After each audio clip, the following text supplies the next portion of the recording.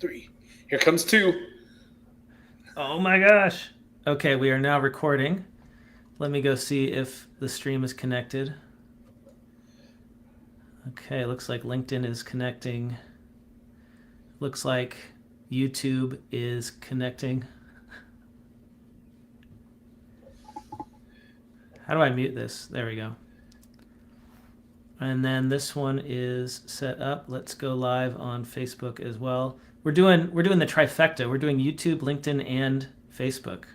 Cool. Why not? Let me hold on. Let me real quick. Let me get going. I'll get us on TikTok too. Please do. I'm not on TikTok. I don't have that app. Yeah, it's I'm on that for the comedy. It's a good you do your comedy channel. Stuff on TikTok? Do you push it out there? Yeah, Comedy Church. We're doing. It's that's for them really did want with us with that show. They want us to up our social media thing. They want us to get 100,000 followers. So we're working in that direction, and we're very much at the front end of it. So awesome. We are now going live on LinkedIn as well. Cool. Here we go. Nice. You want to get 100,000 followers on TikTok? Yeah, we're wanting to get 100 either on TikTok or Instagram. It's kind of a race to see which one we can get to first. But we've got almost double the number of followers on TikTok that we do on Instagram. So it's looking like TikTok's probably going to be the winner. Yeah, that's amazing. Yeah. Cool. No, it's not, because TikTok we got almost 2,000 followers on TikTok. So it's not. We're 2% of the way to the goal. Okay. Well, you're still doing better than me, where I'm at a big fat 0. Well, anyway, let's kick things off here, right? Why are we here? I am Blake Oliver, CPA. I am the founder of Earmark CPE, where you can get free CPE for listening to podcasts. And I'm joined today by Greg Kyte, CPA and comedian extraordinaire. Greg, great to see you. Hey, so I'm super excited to be here. I'm feeling a little dumb because I knew we were going to be getting together to promote Drunk Ethics, and here I am sober because it just doesn't cross my mind most days where it's like, hey, maybe I need to bring a bottle of tequila to work with me today. So yeah, that's true. I didn't plan this out very well, did I? We should have had our shots ready to go. But you know what? We'll talk about it. We'll talk about it instead. Yeah. This show, absolutely. Drunk Ethics. Yeah. So this is the newest premium course on Earmark CPE. It's our first premium course where you can earn 4 CPE credits for learning about behavioral ethics. And Greg, so yeah, tell our audience, like, why Drunk Ethics? What was the genesis of this? Why'd you come up with it? Well, the actually, so in the podcast, you've listened to all the podcasts. Yep. My main source, my main like direct source for information on behavioral ethics is this guy named Dan Ariely. So it was probably 2 or more, maybe 3 years ago. I was doing an ethics webinar, and I had the idea. So I had 2 co-hosts on that webinar, and whom was a super Mormon dude. And so I thought it'd be hilarious that every time we mention Ariely, we have to shot. And so me and one of the co-hosts, who were totally fine with drinking, we drank booze, but I got juice boxes, like apple juice boxes, for the guy who was Mormon who was on the podcast. And every time, and we did it. That was like our drinking game for the ethics webinar. Was shots every time we mentioned Dan Ariely, and it was a lot of fun. And I was going, oh, this could be like a thing for a whole podcast. So that's where the idea was born. And you mentioned that you wanted to start giving people the option to do ethics through Earmark, and I was like, well, I have an idea that's just been waiting for a home, and here we are with 4 episodes of Drunk. That's right. It's 4 episodes, 4 hours of CPE. It's hilarious. I want to play it's so clip. fun. I want to play a clip for the audience. Your co-host is Adam Broud, and he's not an accountant, right? No, but he is an MBA. He earned his MBA, and he's in marketing now, is what he is. And the coolest thing about him is he was a graduate student in psychology at one point. So he's got behavioral psychology to the behavioral ethics. So here's a clip from the first episode. I want to play this for the audience. Our whole problem as accountants is to go, okay, I feel like I'm just a hype man right now. I'm just like, yeah, get him. What? So okay. So our fundamental problem, and we don't even admit it as accountants, our fundamental problem is we're absolutely not independent because our money, our paycheck comes from the person that they're saying, hey, they're like going, hey, here's a bunch of money. Now, how did these? Oh, good. I was about to take my shot anyway. This is. So, I love that bit because you're trying so hard, Greg. You're really working hard against Adam at that point, who I don't know if you mentioned this. He's kind of a lightweight. So, as the episodes get further along, it gets more and more difficult for you to stay on track. But you do get the education in there. Yeah, it's a weird dynamic that we figured out along the way. So Adam and I, the way that we know each other is through stand-up comedy. So he's a stand-up comic. I'm a stand-up comic. We both have business background. But also he the first episode, I think he mentions that he'd never had more than 2 shots in a row in his life. And we went down the path towards 7.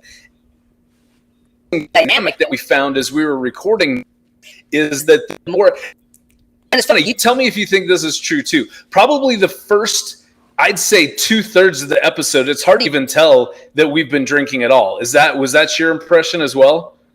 Yeah, I mean, you're having a good time, but it's not like you're inebriated or overly intoxicated. Yeah, but we clearly, by the end of the show, intoxicated.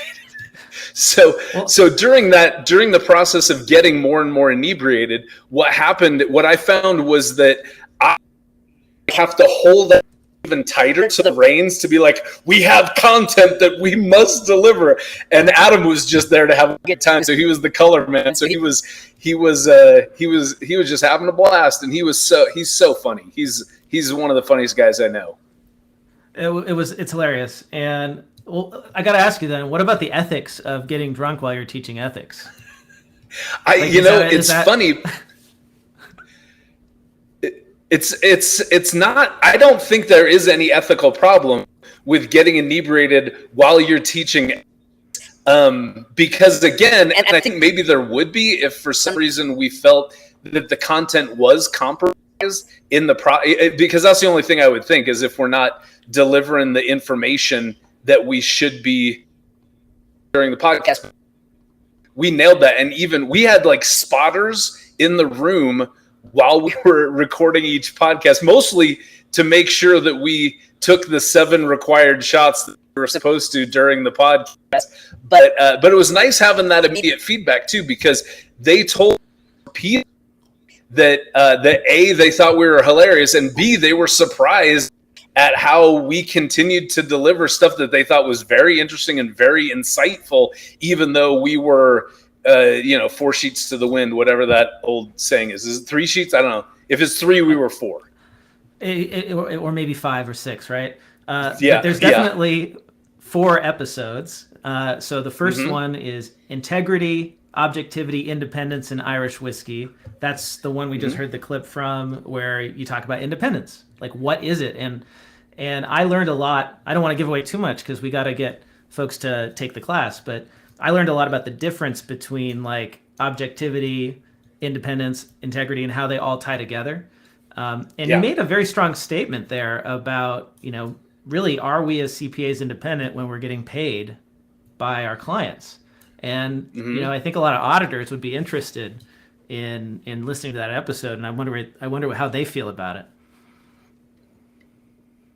And we even get into that where it's like I think if you just, well, it's funny, if you objectively look at the independence that we purport to have as a profession, you will, any bystander would say, no, you're not independent if you're getting paid by the person, if you're being paid to give an opinion about the financial statements. But what we get into is that really what we're after is we're doing everything we can to address that and to go, no, even though we do get paid by the people who were supplying this report for, we're still doing all these things to say, no, there's still arm's length distance. And I think that, the thing is, you're supposed to be independent in fact and appearance. And we're spending a lot of time making sure that we're independent in appearance. And I think that as long as we're remembering that we are also supposed to be independent in fact, that's going to make a big difference. And I think that's why we have to have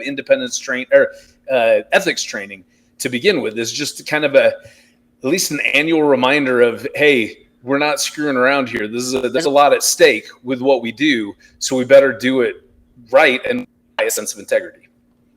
Yeah, you're right. Like, there's a lot of potential conflicts of interest. That's the nature of our profession, and so that's why we have to take ethics every. What is it? For most of us, is it every couple of years? I honestly have forgotten. I think it's every 2 years. Different states have different requirements. Some of them are that you have to have so many each year. I'm in Utah, and out here in Utah, it's 4 hours every 2 years. So 4 hours every 2 years. And unfortunately, a lot of times when people do this, they just do a check the box course. It's like boring. It's not interesting. You're not learning anything. And so what I love about this course that you made is that it's funny. It's entertaining. I'm actually learning stuff. It reminds me of when I took comedy driving school, and I actually learned a whole lot more from comedy driver's ed than I did from any of the other things I ever did. So and there's definitely go ahead. No, It's you. Oh, okay. Well, one of the things that's true about comedy is comedy does make concepts stickier, so that you're likely to not just go, okay, blah blah blah blah, ethics X's, blah blah blah, when is this done, and then click, I'm out, give me my certificate. With comedy, incorporating comedy into any kind of learning really does make that stuff stickier, because you're going to think back later, go, oh my gosh, that thing that they were saying, it was so fun, and it relates to something that's important for my job. So I think it's, any detractors that say that drunk ethics might be some sort of bastard child of CPE. Exact opposite. I think that they'll see that it's actually going to be something that's going to be more impactful to people. I actually have a story about that even, but tell me. Think it. Okay, it's the one behavioral ethics study that went like this. People were able to cheat, and they got paid every time they cheated. They got paid, and as the doctor for the study was getting ready for these people, there was a paid actor cohort of people who were in this experiment, and the guy raised his hand and he said, hey, so you're saying, because they explained, you take a test, grade your own paper, and then you just go to the proctor and say, hey, I got 17 right, give me 7. And there was no double check on your work, anything like that. So this actor was supposed to just raise his hand and go, so you're saying we could cheat and won?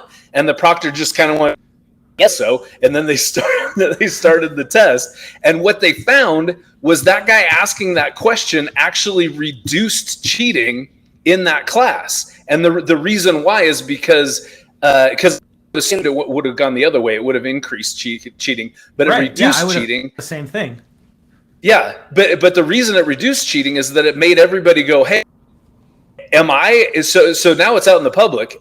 Everybody can cheat, and so everybody has to ask themselves consciously, not just subconsciously. They're wrestling with this consciously now. Of, am I the kind of person who cheats? And people are, and we all want to have a self-image that we're good, honest people. So because of making it public, going, hey, there's cheating's possible here, everybody goes, oh yeah, I'm not that kind of person. So they were more honest after that. So here's the story. Let's wrap that back around. When I first started doing ethics presentations, the name of the presentation was how to cheat how to cheat your way to the highest levels of professional ethics was what it was called.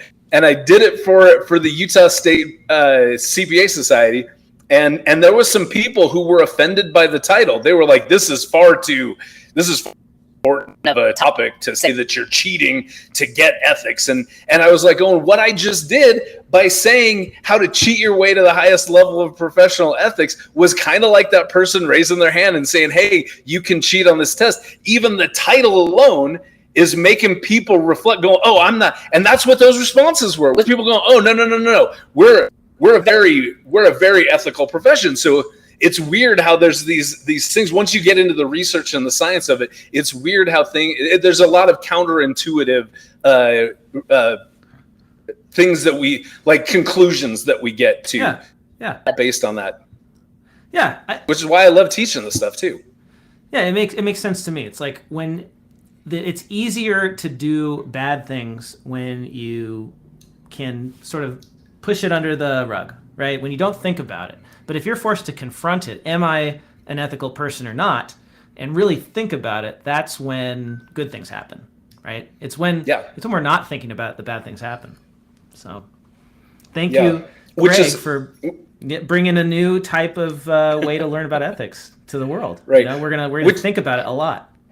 I hope so. And it is weird too, because like you said, since most states have a biannual requirement for continuing education, most people they binge their CPE at the end of their 2-year period, which I think is unfortunate, because if you were to space it out, I think especially with the ethics side of that out, I think you would actually get more benefit than just eating it all at once. But that said, for the Earmark app, just eat it all at once.